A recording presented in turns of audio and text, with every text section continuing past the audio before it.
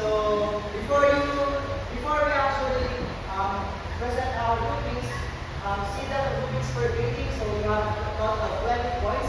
5 points for content, 5 points for creativity and originality, 5 points for presentation, and 5 points for collaboration. So group 1, you will have Paul and Don.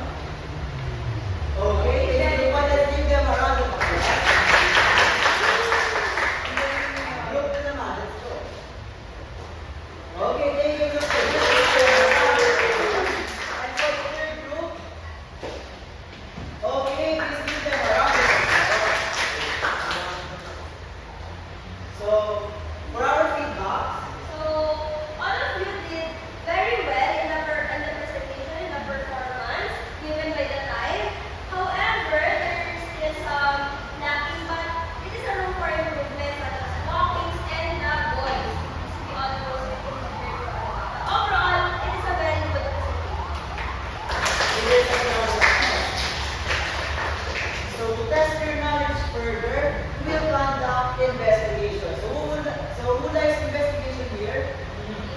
Sherlock Holmes, right? Maybe one of you will become Sherlock Holmes.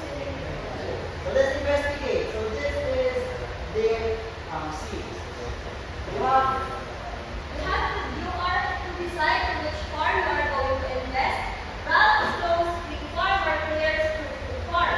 Ralph's farm cultivates goods that undergo a sexual reproduction, such as sweet potato, vanilla, strawberry, etc.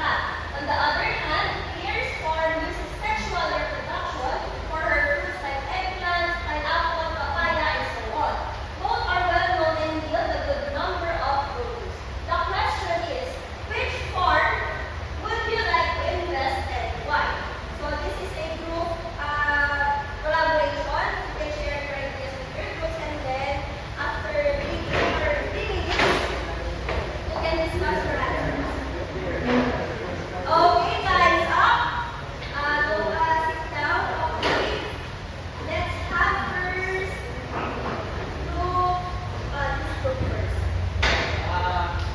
On number 2, we come up with the answer that we will support Ralph's farm po.